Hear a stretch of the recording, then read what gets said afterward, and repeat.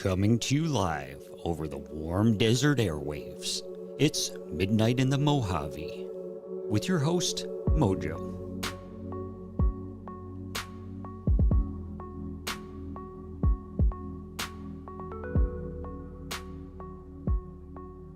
Howdy and welcome. I bid you a good evening, a good morning, or a good afternoon. Whatever time it is that you're listening, and wherever it is you're listening from, just glad to have you.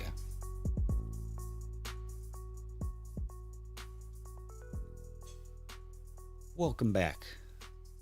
How's everyone doing this evening? Getting a little better at these intros here. And, as you can see, I'm Mr. Solo Dolo this evening.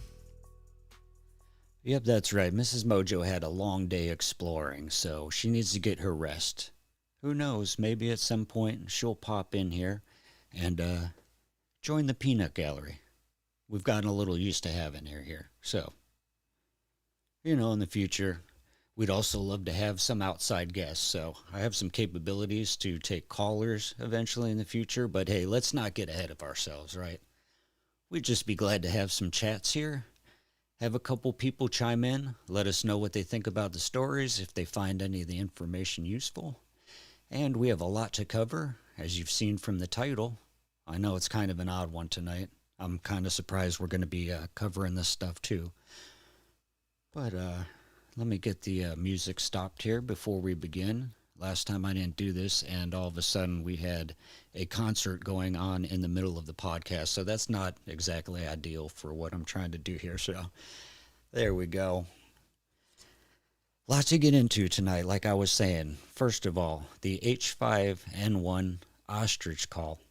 What is that? I know, that's such an odd title to begin with. I'm surprised that I got into this, but as an animal lover, I guess it's not that surprising, but when you hear about this story, if you love animals too, it might get you a little infuriated like it did me. So we're going to go over that, and that's actually taking place in Canada. Well, why are we covering something that's going on in Canada here in the Mojave, Midnight in the Mojave?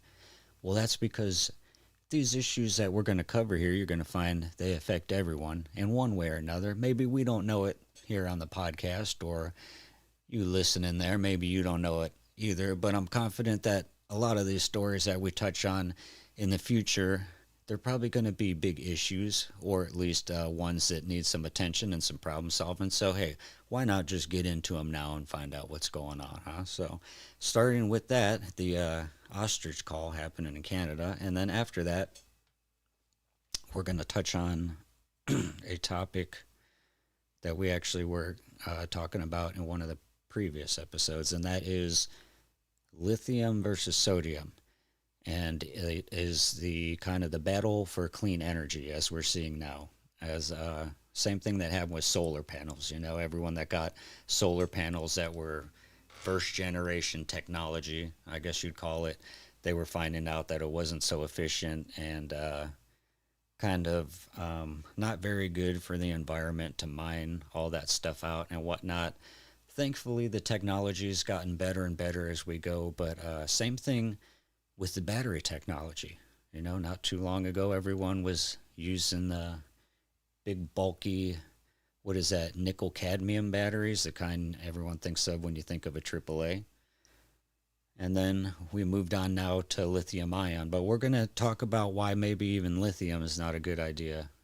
Maybe it's just a temporary measure that we should already be getting out of. And then finally, we're going to go back onto one more quick video at the very end here that we covered in a previous Midnight in the Mojave, and that is the Lake Mead myths, the myths around Lake Mead. The one of them is that because of the depth of it, not only are there cracks or canyons, but some people, I guess you could call them conspiracy theories, but some people say that there might even be bases so-called deep underground military bases, or I guess you'd call these deep underwater military bases. Either way, they're still abbreviated DUMBS, so now you see where that title comes from, DUMBs. And we're going to talk about at the very end there, well, actually, I'm going to show you a quick little clip on why that might not be a conspiracy theory after all, and even confirmed by a member of our government. So, with that said, hope everyone's had a great week.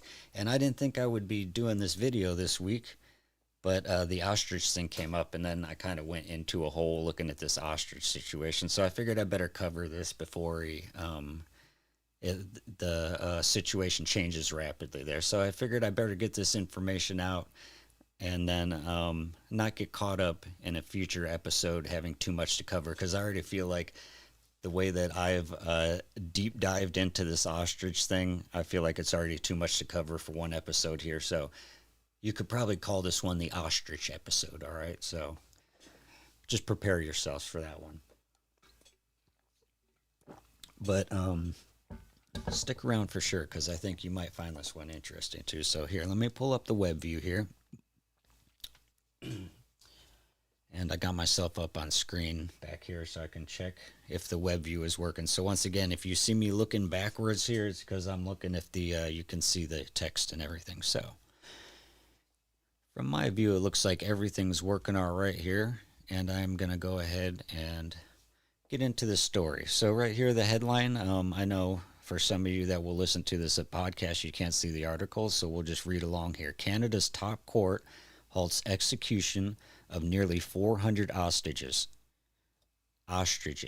for now. So there's that cliffhanger there, for now. So what does this mean? All right, this is kind of a loaded headline here, right? Well, first of all, why are they trying to execute all these ostriches, right? And then why did the court halt it? Well, this turned out to be a very interesting story. So instead of us reading all this, I'm going to go through the highlights for you, so it's just easier to digest the story faster. So Canada's Supreme Court has delayed a planned execution of nearly 400 ostriches at a farm in British Columbia over an avian flu outbreak after farm owners protested the call order. So that's basically the issue in a nutshell there, and that's why the title said H5N1 Ostrich Cull. So I'm going to also have some video here to play, and this account here on Twitter, Drea Humphrey, she's been doing a really good job covering this. She's been boots on the ground here, covering all these issues and interviewing people. So I have some clips highlighted here that I am going to share while we talk through this, and then I also have some articles that'll sum this up a little bit better, okay? So here's a summary right here. The Universal Ostrich Farm, that's the name of the farm we're talking about here, has been at the center of a contentious avian influenza outbreak since late 2024. The farm, which raises ostriches for research into antibodies and genetics, faced a Canadian Food Inspection Agency, or CFIA, order to cull its entire remaining flock of approximately 400 birds to prevent the spread of the disease. The situation has escalated into legal battles, protests, arrests, and international attention, and that's what you're going to be seeing in this nice young lady's video here, Drea Humphrey. A lot of good interviews, and I'm not going to play this whole thing because, you know, I'm not trying to hijack content. I think it's better if you just go here and watch her whole video, because this is a long one. Look, 38 minutes, and she's going all around interviewing from this gentleman's the owner here, one of the owners, from interviewing the owners to the people that showed up to protest to interviewing the Canadian police and everything. So let's get back to the summary here. So, yeah, where it gets interesting is U.S. figures like RFK Jr. and Dr. Oz got involved because they stepped in and they did not want to see all these birds culled. And the reason why the owners were fighting back against this is because out of the original flock of over 400 ostriches, 69 died from the original outbreak. Remember, that happened between 2024, December, and mid-January 2025. And this is the important part of the story. The last death was on January 15th, 2025. Okay, so as I'm recording this podcast here, it's late September, about to be October. So we're going to be 10 months. There's been no additional deaths of the ostriches from that original H5N1. And farm owners here claiming all the surviving birds, that 400, have developed herd immunity, which is where the story gets interesting now. Because now these birds not only, there'd be no reason to call them because they're healthy now, but they also have herd immunity. So where the U.S. figures are stepping in is because they think that these birds are now useful for research. Because, of course, if they've developed herd immunity, they're going to be very useful for developing future therapeutics and treatments, etc., to fight against the same things that our pharmaceutical companies are making now to fight the same things. And this also has a tie into COVID, which is also where it gets interesting. So at the heart of this issue, I guess, if you want to sum it all up, at least in my opinion, it's going to come down to another issue with pharmaceutical companies getting upset that there's now competition for a market that they've had essentially a stranglehold on. But what's also interesting is this is taking place in Canada, where arguably you could say Canadian people have less rights, and it seems certainly that's unfolding here, as you're going to see when we go through the current status of the situation that's just gone on in the last few weeks. So this was the other part of the story here that I wanted to share. And not only do they claim that the birds had herd immunity now, they claim that the eggs and everything, a lot of that has research potential. So if they call this flock, not only are they calling the birds themselves, but all the useful research that would come from the eggs and the genetics is gone too. So not only were they studying that, but apparently from what I was also reading, the ostriches have important therapy that could lead to breakthrough antibody research, and they were studying weight loss therapeutics also. And what gets interesting is they apparently had a large company that was getting a grant secured to help them specifically with these antibody treatments. And when that became public, all of a sudden that grant got pulled and all that research got shut down. So this is, it seems like this story has a lot farther reach than just trying to protect a little flock of birds, which it would be devastating enough to think about the call of these 400 birds. Let me switch it back right here. There we go. It would also be devastating enough to think about the call of these 400 birds, because if you go look, there's video on, they were building a corral out of hay to get all the birds in there. And what had happened is, from all the people and the police and everything being there, the birds were already getting panicked, and one ran into a fence and apparently got gravely injured. So there's one bird that already perished. So they're all in a panic. And then, I don't want you to imagine, but how are they actually going to call these birds? There's no real humane way to do it, especially from what I've been reading about an ostrich, just because of the way their bodies are built and everything. So what are they really going to do? Are they going to poison them? Are they going to gas them? Or are they going to light the hay on fire and try and smoke them out? Because ostriches have very sensitive breathing sacs. Don't take my word for all this. Go do your own research. I feel like I've become half of an ostrich expert in the last few weeks. But apparently with the way their breathing sacs work, it's not like us where we can withstand a little bit of smoke or debris. You know, for them, if they get too much prolonged smoke, it'll just be lethal. You know, and we're not talking about like us walking through a house fire trying to save your dog. Not even that intense of a smoke. If you would think, you know, being around a campfire and the wind blows the wrong way, that could be essentially fatal. So that would be terrible, just thinking about how they would call these ostriches to begin with. Aside from all that, they lose all that research potential. And as you'll see if you watch these videos, this family obviously loves their flock of birds. So It's essentially like them. They're going to be losing their pets too, which is terrible.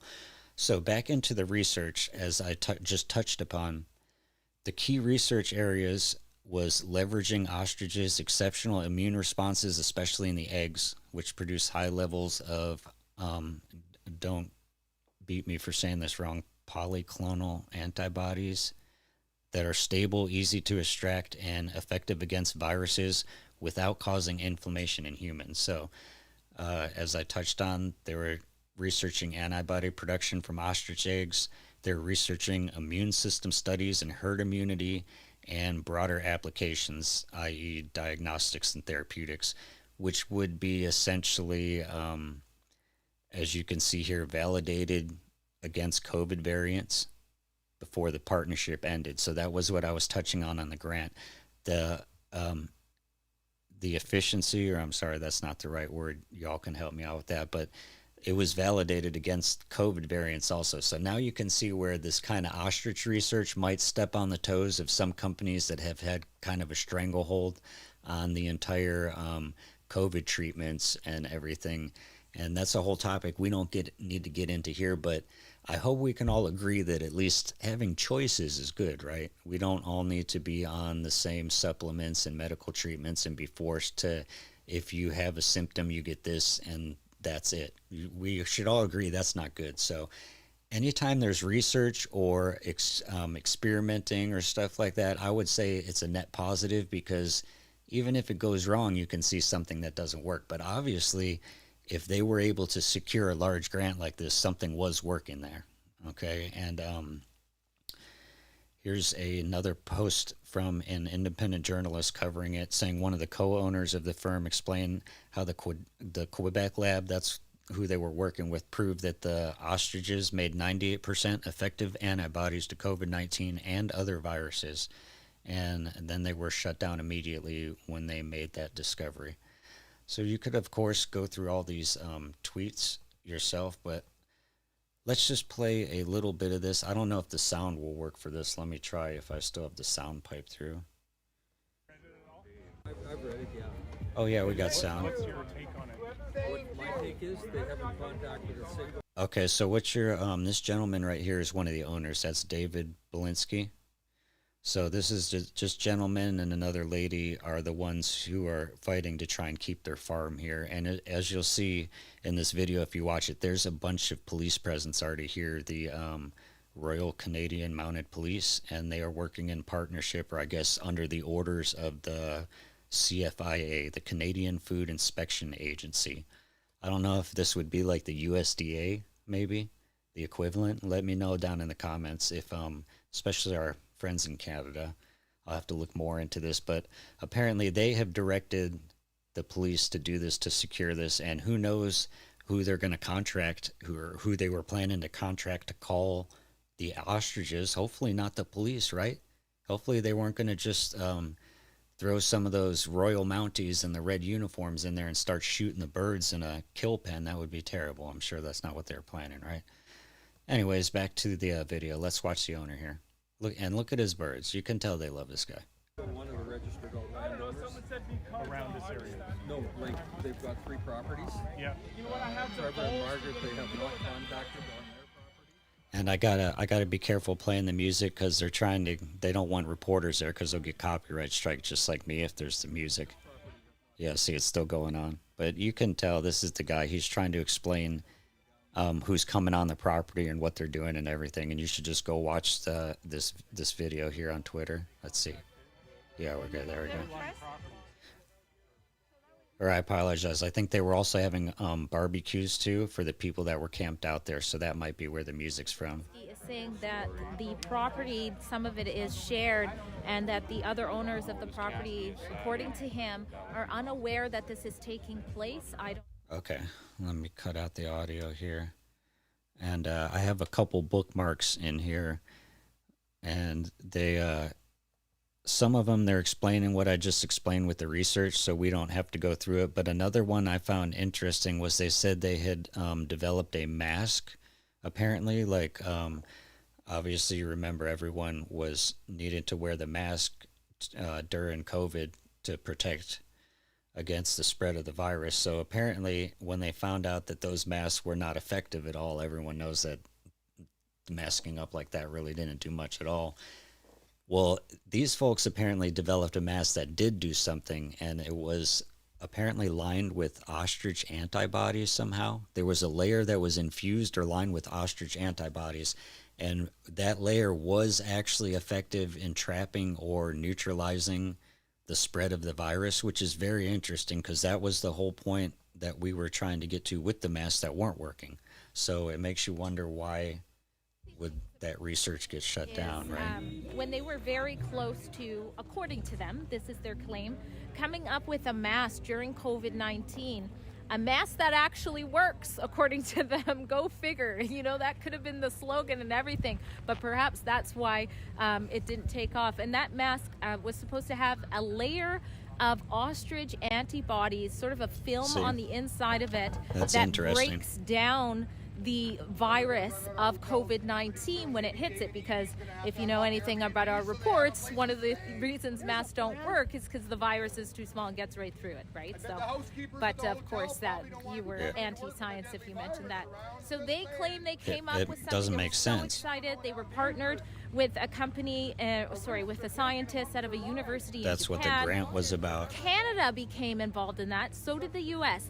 Canada became involved in that because they were looking for a lab to work with, to kind of work with here, the farm, the antibodies being extracted, then it would go over to the lab in Canada, and then I guess somehow make its way to Japan. I don't pretend to know all of those issues, but here's the strange part. What ended up happening? That's what I was just touching on. That's what should be happening, right? Canada should be developing something, send it to the U.S. to test it a little further or different, send it over to Japan or Hong Kong, have them analyze it, see if our tests all match up, see what's more efficient. That's how the science should work, right?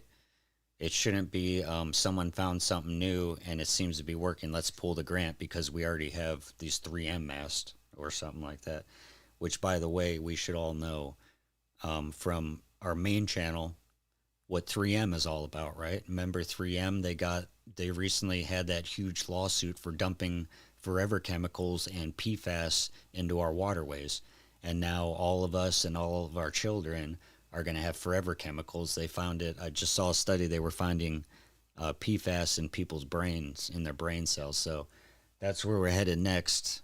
Thanks to not only 3M, obviously, allegedly, that's a big company, so not only to them, but if they were big enough to get this huge lawsuit, they were obviously doing it in bulk, which is not good. So there's the company that was making our masks here, and we don't get the ostrich masks, apparently, for the next time we need them. Happening was they basically, gave the information of what they knew and what they've been working on and how exciting it is. They were so close to it. They partnered with a scientist in Canada who, according to them, these are the farmers' claims, had a very significant grant from the government. And basically they swapped ideas, swapped all of these things, and they were supposed to partner to work on getting this product to market. And then look at the ostrich all of a sudden, in the background. I love it. According to them, that scientist just pulled out and said, sorry, I've signed a non-disclosure and I can't do any of this anymore. And that sort of killed all of that research for that moment in time. And then they went on to pursue more research after that. They dust themselves off. And remember, this was during COVID, so they were really excited to come up with sort of an alternative to vaccines. Thank you very much. I keep dropping my stuff.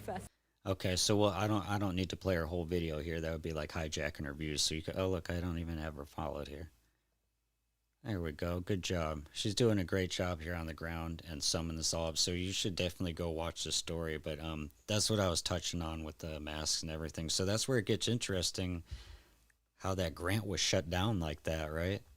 Because you would figure even if something worked, that someone would want to develop it because there's still a bunch of profits in it, especially something that works. I don't know, just none of this makes sense to me, and especially the part where they want to call the ostriches, because the other odd part is, as you can see, here's some of the police. Let me make sure I have it muted because I'll just let it play a little bit while I talk here so you can see. but there's police all around the ostriches, and here's a shot of them. They're all around the ostriches and the farm, and they're like sometimes walking in and out and making sure people aren't in there and escorting people, but they don't have any body suits or anything on, any kind of hazmat suits. Oh, look, here's a good, they have a little board here illustrating the point. It's saying that the herd is happy and healthy for 251 days, and they have a count. You see that? They have a count up there. So this is where it really doesn't make any sense, because it would make sense if they had called the ostriches back when all of them were sick and they had a bunch that were dying rapidly. But now, because the court order took place at that point, but they fought it, it's been drug out for almost a year, like we were saying. So now, look, 251 days, the whole herd has been healthy. It seems like it's just a vindictive move on the part of the Canadian government and the CFIA too. Like, there's no need to call these birds if they're healthy at this point, especially if they're useful for research. And triple, especially if they're been offered to, or if there's been offers for them to be taken in by the U.S. and other countries to continue this research. Why would you ever deny that? I mean, it just doesn't make any sense to me. So, yeah, as we're talking here, the point I was trying to make is you'll see all these cops and everything, and they had, when you watch this video, you'll see they had people bring in fencing and hay bales. None of those people there have any kind of protective equipment on, and they're all over the ostriches. So how is the CFIA going to go and order these RCMP goons, the cops, to come and police this farm and be all around the ostriches? And by the way, they have people feeding them because they won't let the owners feed them. So they have all these people, no hazmat suits or nothing, but they say that this flock is a hazard still, and they're going to spread the bird flu and everything. It just doesn't make any sense. If they were a hazard, they should have some kind of trained professionals there dealing with the ostriches, but they obviously just have the cops there, and they have no idea what's going on, and they're probably still trying to figure out what the heck they got into to begin with anyways. So this has turned into a very interesting story, and like I said at the beginning of the podcast, I went down quite a big rabbit hole with this one, so I'm sure you'll get into it too. And where it stands is the reason, like we talked about, there was a stay. Why did the court order stay? Well, it's because of this right here. It took a tribe stepping up. Apparently there is an order in Canada where they never ceded the land, the indigenous tribes, and since they never ceded that land that the ostriches are on, they were able to have tribal members step in and officially file a cease and desist order claiming that it's still their land because it was never ceded. So thank God that they stepped in, because no one in the Canadian government will listen to anyone. They don't care about the farmers. They were just going to come in and snuff all the birds. It took a tribe coming in and saying, you know what, we never ceded this land, and actually, guess what? These are our ostriches, and we don't want them. We don't want you to kill them all. And that's the only thing that stopped it. So this is a short one here because we're going to move on to the next story. I told you this is going to be like the ostrich episode. I wasn't lying. As of last night, we've been taken on under the signatory Indian tribe for protection. And so I just want, if you guys can please, this needs to go to the higher ups. And the ostriches and our land is now under the protection of the signatory tribe, Indian tribe. And we met with them last night. So this is a cease and desist from Gotcha. the signatory Indian tribe. I'll run this Thank you. All right, Katie, tell us a little bit more about what's in your hand there. So we were able to meet with an amazing gentleman that sees the abuse that is happening as of. There you go. And this is this lady is the other co-owner here, and she has a lot of social media too. So if you go, once again, this is on Drea Humphrey's page, so you'll find all this stuff there, and you can definitely link to this lady's account too and see all of it. It's quite a story to get into, but most of all, let me see, yeah, that's all I have on it, and then we'll move on to the next story here real quick. So let me pop back to the camera, and you know what, maybe I'll even try and take a little break of this one. I don't need to take a break, but I have some cut buttons here, so who knows, maybe I'll try it. Anyways, now my take on this story is I don't know nothing about nothing. I know how to drive trucks and fix Jeeps and do odd stuff and stick stuff back together. But I don't know anything about the science. One thing I do know is you shouldn't be out there killing 400 healthy ostriches, okay? Especially if the owners have got them tested and say that none of them are sick anymore, and the CFIA or whatever says they're not going to test any of them. It doesn't make any sense. It's almost like they're just vindictive now, and they want to make a point to slaughter these birds to teach the owners a lesson who's in charge. And I'd say given the current political climate, well, I know this is in Canada, but what's going on here could definitely boil over into other places, and I would say that's probably not a good idea for the Canadian government to be just going on land like this and just calling birds when all these people say that this should not be happening. It's really becoming a blight on the Canadian government. And it's interesting that it's taken a bird to do it, an ostrich, because people are obviously making it into a meme with the squirrel. Now I forget his name, not Peppy. But you all remember in the comments there was that poor squirrel that lost its life. Well, anyways, that was the whole point of that. Is I don't know anything about the science, but look, you shouldn't be calling 400 healthy birds. There's no good way to do it. And now the entire world's watching. People are putting up drones and helicopters. There's no good way to do this, and people are going to live stream it, and you're just going to look like a very, very bad and overreaching dictatorship type government who just wants to prove a point. Not good. Don't take it out on the poor birds, okay? If anything, if you want to get rid of them, ship them over here. RFK said he'd take them. He probably has a pen for him. He carried that bear in his car or whatever, didn't he? He'd have no problem loading up some ostriches. So anyways, don't call those birds, Canada, okay? I'm disappointed in you. Jeez, oh man. Poor ostriches. Whew. Okay, let me get my levels right here. You know what? Maybe I will just take a little break here. Let's see if I can get the music going. Hold on. I'll look at that. Okay, sit tight, folks. Let me try this out, and I'll be right back. 1 minute.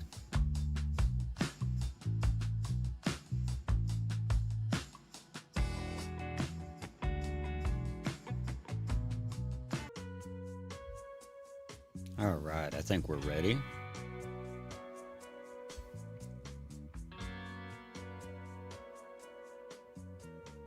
Welcome back. How'd that go? I thought it went pretty well. A nice fake break. And I popped up the chat views, so eventually there should be chats working over here. But right now there's no chats popped up, so let's go back to full screen. It's good to get everything working before there's anyone actually watching, right? So what's next up in the title? It was sodium versus lithium. We're going to be talking a little bit about the future of clean energy. And as you can see here from the article, if I had gotten it lined up correctly, assessing the future of sodium-ion battery technologies. Now, why are we talking about this? Well, it's not just a coincidence. It's because the lithium boom has led to quite a number of consequences that maybe aren't ideal, and people are maybe finding out that lithium isn't maybe as efficient as they thought it would be, or perhaps as it needs to be for the future. You know, it's working good right now, but like the article just said, as you can see here, what about the future? Well, the interesting thing about lithium versus sodium is if we could scale the sodium technology enough, it could essentially replace lithium, and that would actually be a good thing. Well, why is that? Because sodium seems to be easier to get and more abundant and cleaner, obviously.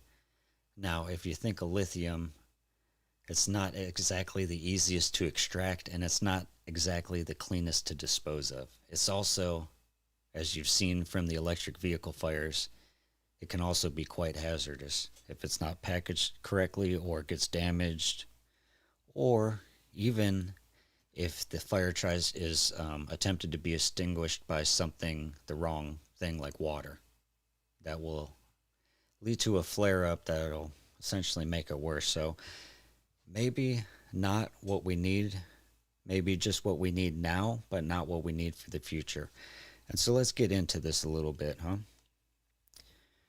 I did a little summary on this one too, and well, this is a very easy difference to explain, at least at the base level. Sodium ion batteries use sodium ions as charge carriers, similar to how lithium ion batteries use lithium ions. Okay, now it sounds very simple, right? But essentially, like I just explained, just the fact that you replace using so much lithium and mining so much lithium and disposing of so much lithium, you replace it with sodium, this definitely could have a net positive. And the other good thing is, if you watch the main channel, you know that we are in a dire situation with the water supply where we could really use some desalination plants on the West Coast, especially down in Southern California. The problem is, well, one of the biggest problems is the brine. So when you desalinate the water, you have all this brine, which is also essentially toxic because it's so concentrated. So they can't dump the brine, which would be, I'm not exactly, don't take me 100% for this one, but I think it's mainly going to be sodium and magnesium and small trace other minerals like that. So if you dump that concentrated brine in the wrong place, say in like a reef or near the shore, it could destroy the ecosystem. So obviously we don't want to do that. So that is one of the main reasons that's cited for not being able to use desal in California. They don't know what to use with the brine. So imagine, bringing this back to the sodium story, if somehow that brine, the sodium could be extracted and made into batteries instead, right? So now we kind of have a cycle of things we need and things we want kind of working itself out. We need the water, we need it desaled, but we don't need that toxic brine. We don't know what to do with it, but we do need sodium for these new batteries. Wouldn't that be interesting if this could all work out and we could essentially replace the lithium? So what's the future viability of this? Well, the advantages to the sodium ion batteries are they're more cost effective. It says sodium is about 1% the cost of lithium. And I'm guessing a lot of that has to do with what we just covered, which is the mining. And stick around 1 second. I got a very cool clip of us driving through a lithium mine. It's probably not what you're going to be expecting either. A lot of people are going to think of a mine as a hole in the ground, but you'll see. Secondly, the sodium is more sustainable. Like we said, we could probably get it from desal and easier to dispose of or recycle, and it's safer due to lower risk of thermal runaway, which is what I was talking about with the car batteries. They perform well at low temperatures and are suited for large-scale energy storage grid applications and low-cost EVs, which is exactly everything that we're using lithium for right now. The challenges are their lower energy density, okay, and you can read those numbers on screen here if it makes sense for you, which limits their use in high-performance EVs. So I'm guessing, like a Tesla with the quad motor. Cycle life and power density need improvement. Scaling and production and optimizing supply chains and ongoing hurdles. Okay, so obviously, because we've built, kind of like I was just saying, because we've built our entire infrastructure around mining lithium now, extracting lithium, processing lithium, repackaging lithium in batteries, reselling them lithium batteries on the market, all that stuff, disposing of them, which, by the way, if you look into this issue, the U.S. doesn't really recycle or dispose of its lithium. A lot of it just gets sent overseas, so that's another interesting thing. That's not really what we want either. So with all the stuff with the lithium is we've produced all this infrastructure that's centered around lithium. So now obviously you could retool some of these factories, but as you're going to see, the mining is going to be completely separate. So that's cited as one of the reasons holding back this the sodium ion production, which obviously is what held back lithium and continues to right now, because lithium is hard to mine and it's a bit rare too. So the outlook on it is recent advancements show promise, though. By 2030, sodium-ion batteries could capture 10 to 20% of the stationary storage market and low-cost EV segments, especially in regions with limited lithium access. Continued R&D in high-capacity anodes and solid-state electrolytes could boost competitiveness. So that's pretty interesting. So once again, I see this as a net positive because let me flip back here. Let's go back to the camera. Chat cam, screen live. I think that the lithium is kind of like a red herring. I don't think we should be basing much infrastructure around it still, like the mining and the production. I think it's kind of like a red herring at this point. It might be cheaper and easier to produce right now, but that's because what we just covered, all that tooling has all been centered around getting that lithium out of the earth. And let's check this out now. Let's check that. I have a video. Oh, that's the chat view. We don't want that. I have a video of us driving through a lithium mine right here in none other than Nevada. Here we go. This is up at Silver Peak, and what you're going to see here on screen is there's a huge lithium flat, or alkali flat, I guess, like a dry lake bed. And what they do is you're going to see tubes here in the foreground. Oh, there we go. I can see it on screen now. Yeah, you'll see those tubes and a bunch of pipes in the foreground. Here we go. And what they're doing is they are pumping water, or they're pumping fluid underground to saturate all this lithium that's under there, and then they're pumping it back out. So that's why you're seeing this dry lake bed.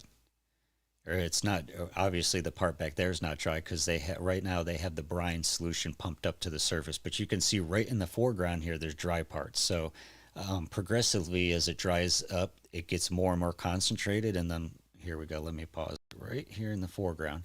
As you can see right there in the shot, as it gets more and more concentrated, it'll sit out in the sun and evaporate. And then eventually when it's ready, they'll just scrape that layer off there. See what I mean? And then that'll be processed into the lithium you need, which would basically be like a powder for the batteries and everything. So this is very interesting. You would think it's traditional mining, like a gold mine, where you would just sink a hole or sink a shaft down in the earth and dig up some rocks or some ore that's rich in lithium. Nope, it's a fluid process here. So what is that process called?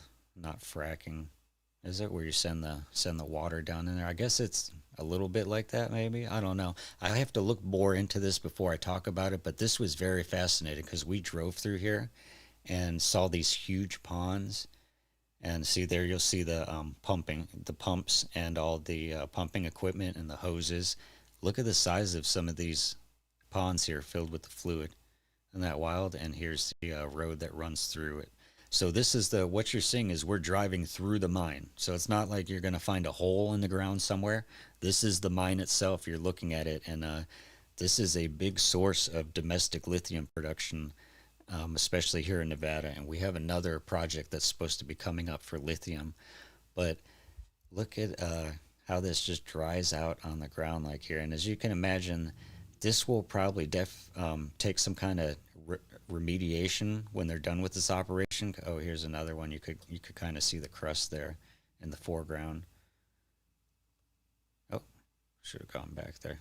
Well, anyways, let me go back before it gets out of hand here. Yeah, it's not liking that. Oh, there we go. I'm going to rewind it for the viewers. Yeah, you can kind of see the crust here. So this ground is going to need some remediation. And if you're listening on a podcast, it just looks like reptile skin. It's all chapped from the solutions being dried out and extracted. And you got to imagine some of it's got to soak back down in. So they're going to have, after the mine closes up, this is going to need some kind of cleanup effort that goes on here. I just thought that was really interesting when we drove through that lithium mine there. But this is the point that we're trying to make with the lithium, though. It's not exactly clean as you think. So if we were to desalinate the water from the ocean, we'd have a similar situation that you're seeing right here.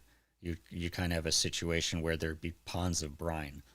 But hopefully that would be a little less toxic than the lithium that's being pumped out to sit on the surface of the earth and evaporate.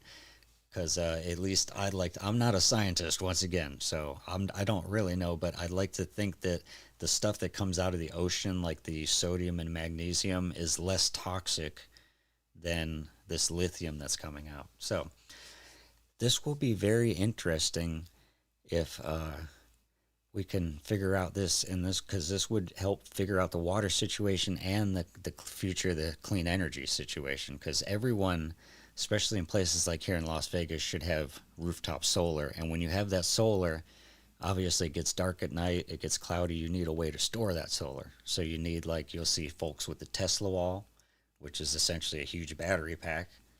But guess what it's powered by? There you go. It's not sodium. So the sodium hopefully would make things not only more readily available for everyone, but also make it cheaper, because lithium batteries are a little bit expensive still. I mean, I know if you go look at a automotive battery, or anything of that nature, even if you go from the old school lead acid battery to a gel or absorbed glass mat battery, it's a huge price jump. Now, if you're into camping or RVing and you have a house battery or anything like that on your boat, if you go from a lead acid to a lithium battery, it's an even bigger jump in price. So it's not really accessible for everyone. A lot of people are just going to go to Walmart and get that, the cheapest battery they can for their trolling motor. But if we could get this sodium online, it might make it a lot more accessible, to the point where a lot of folks would be able to have a battery pack on their wall for their rooftop solar, and you could rely less on the grid. So that would be a net positive. Not only that, obviously replacing everything that lithium is doing right now, from your little AA batteries to, like I just said, to camper batteries to Tesla walls and everything. So I found that story pretty interesting. I've been following that for a while, since people have been talking about. I remember when it first came out about the sodium, people said it's impossible and never work. And it was right around the time I was reading about the breakthroughs in fusion energy. So it seemed like all this stuff was happening all at once. Like we were going to get a lot more clean energy. It didn't end up going that way. But don't worry, we can always continue into the future and see what works and what doesn't. And I think that maybe sodium deserves that chance to see if it's going to work instead of lithium. Lithium's had its time in the spotlight. It's done pretty well, but we definitely don't want to destroy the earth for it just so we can have better batteries. All right, so last topic. We have a quick one here, which is another continuation on last episode, which was the Lake Mead myths. I think it was Lake Mead myths, monsters, and mysteries.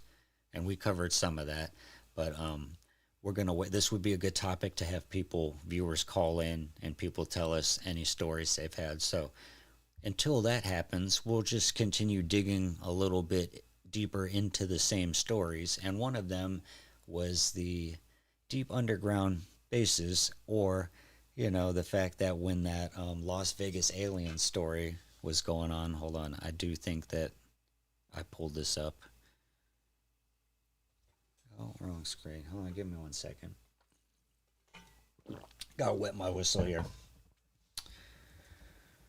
We're gonna go to back to the web page so I can show you the video that was there. Here we go. Okay, this one right here, but we don't need the sound. So this was my Las Vegas Aliens Backyard Video 2023. And for anyone that didn't see this, there was supposedly, there you go. There was this object caught falling from the sky back in April 2023. And what made it interesting, this was a ring cam, is some Metro police officers caught it on their body cam also. And then shortly after, they got a call to come in and investigate what a family said was a craft and beings that had landed in their backyard. So you can watch this video here on our main channel at mojo.adventures if you want a summary of this, because I did it last video. But I'll just let this play here. And the interesting tie to this was when this happened, I didn't cover it at all on the main channel, but when it did happen, people had claimed in chat forums, like they often do, Reddit, Discord, 4chan, all the good ones. Oh, look, there you go. There's the caller, the 911 call. There's an 8-foot person. Well, anyways, people were claiming that they had seen a craft land directly into Lake Mead, in or around Lake Mead, as in, like, it was flying through the desert, and where it landed, it definitely had to be going down into the water. This is, of course, all speculation and conspiracy theories and what have you, but it's still fun to explore, because don't forget, Lake Mead is the deadliest park And sometimes it seems it's not only from careless accidents like drinking too much or drugs or unskilled swimmers. Sometimes it does seem like it's a little bit something more going on. Well, anyways, as everything I cover here, what makes this story interesting is then I had soon after saw a clip from a senator who's actually talking about deep underwater military bases. And here on the screen here, you're going to see the family. This is where they said they saw the creatures, and he allegedly, he said he got it on film and he had recorded it in this clip. But from what I saw, I could not see anything, and I couldn't see what they were trying to point out. He said it was in the cab of the tractor. Yeah, so anyways, I got off topic again. Anyways, what made this interesting was the senator had come out and said, or he had speculated himself with all the, everyone knows all the disclosure that's been going on over the years now and whatnot. Well, he was speculating that the entities or crafts that were coming from space, maybe they weren't coming from space after all. Maybe they were coming from, you guessed it, dun, dun, dun, deep underground or deep underwater bases, military bases, or deep underwater sites, not military, because he's a congressman. So I don't think he's trying to implicate his own service members. I think he's just saying, you know, ET or UFO or unexplained phenomenon of bases underneath water. And that's where he speculates the UFOs might be coming from, and not actually from outer space. He thinks maybe it's just a distraction, or, you know, a look over here, when they're really not coming from space, they're coming from deep underwater. So let's play this little clip right here. Let me make sure I have volume. And this is Congressman Tim Burchett.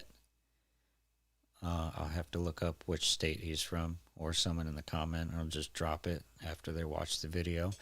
But he says that entities, not are, but may be coming from 5 to 6 deep water sites on Earth. Burchett has been involved in UFO and UAP exposure since 2023. So this is interesting. Now, you know, we've already had all the disclosure, and this was one of the gentlemen that was involved in all that, Congressman Tim Burchett. Okay, here we go. What if these are entities that are here on this earth, that have been on this earth, that for who knows how long, and that we, you know, we think they're coming in from way out. Maybe they did millennia ago, but they're here, and they're in these deep water areas.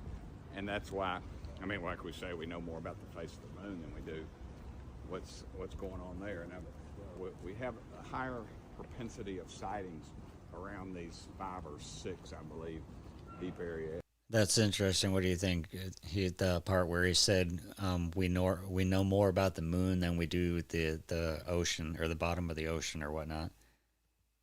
I think about that when I was younger. I watched that movie Abyss. It was on TV one night, and I watched it.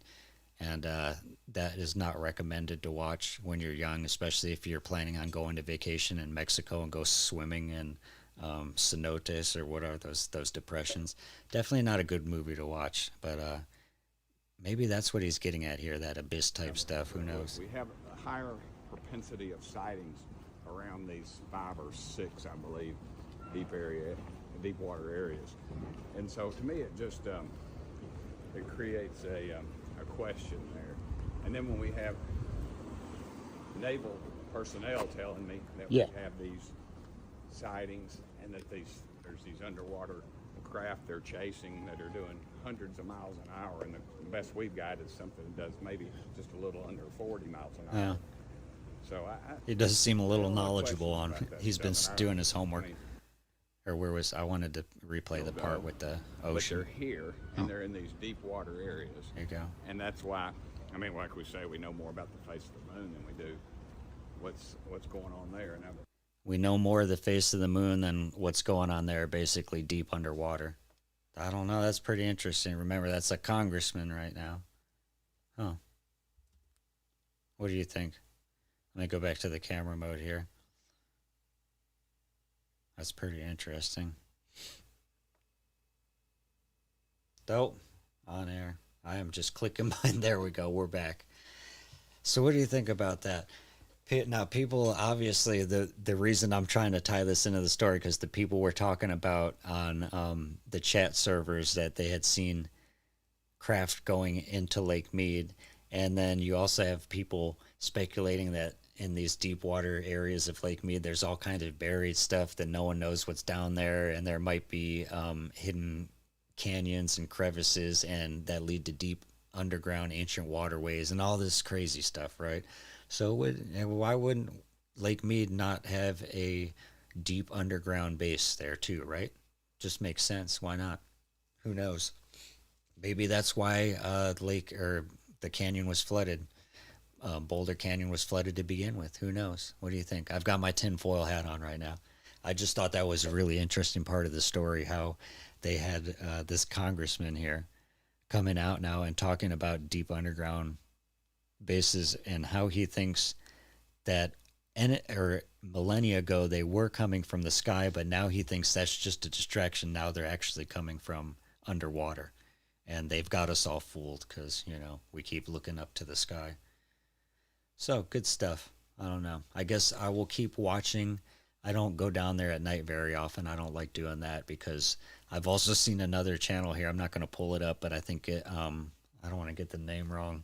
Twin Paranormal or Paranormal Twins. If you go check out that channel, they spent like a night down there looking for the Lake Mead Skinwalker or something like that on, I think it was Boulder Island, or they went to one of the random islands out there, and there's a ton, let me tell you. Like, you got to, especially at night boating, you got to be careful because the way the water goes up and down at Lake Mead, stuff is revealed, rock islands, boat wrecks, metal debris, who knows.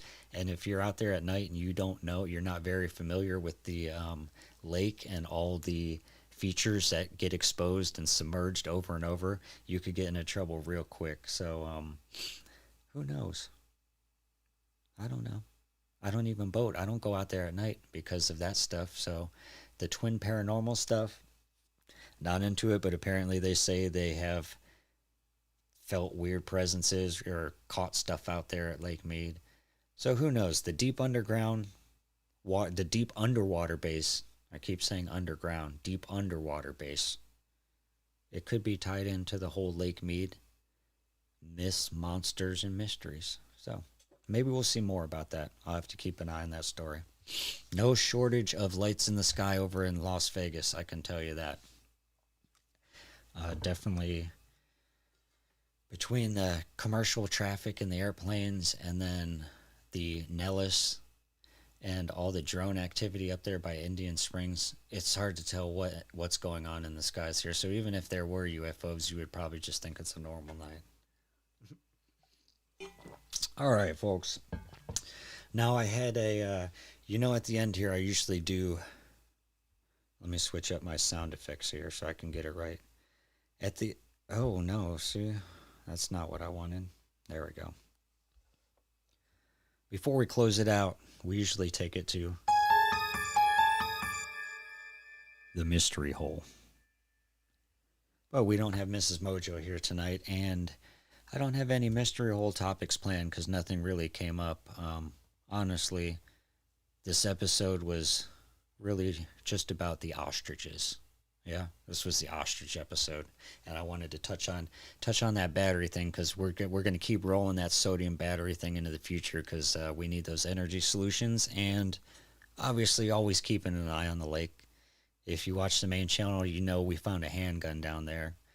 We found so many boat wrecks, so much debris, old marina infrastructure. I think the only thing we haven't found at this point is a body. So, and I always say, don't let me find a body down here. I don't need that. I don't need to be on some kind of morbid scavenger hunt down there, but I don't know. I just sometimes seem to have that kind of luck to run into stuff like that. I don't know why it is. If next time when Mrs. Mojo is in here in the peanut gallery, I'm going to ask her why she thinks that is. I have like odd random luck. It's not like good luck, great luck all the time or terrible luck all the time. It's always like good and bad and good and bad and good and bad. So, the universe likes to keep you on edge here. Huh? All right, good stuff.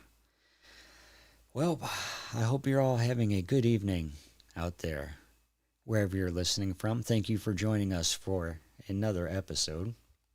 And I'm going to cue some music up here. And that's when you know we're going to be taking it out soon. And I made a new screen for the end of the night. I'm getting a little better at this as long as everything, as long as everything is playing nicely. So, until next episode, sit tight for a few weeks. I'll continue covering stuff if it comes up. Check out the main channel, some adventure episodes in the meantime. Come along on some hikes with us, learn about some hidden history, and stay safe out there, everyone. It's a big, crazy desert. Thank you for watching. We'll see you next time here on Midnight in the Mojave. Bye.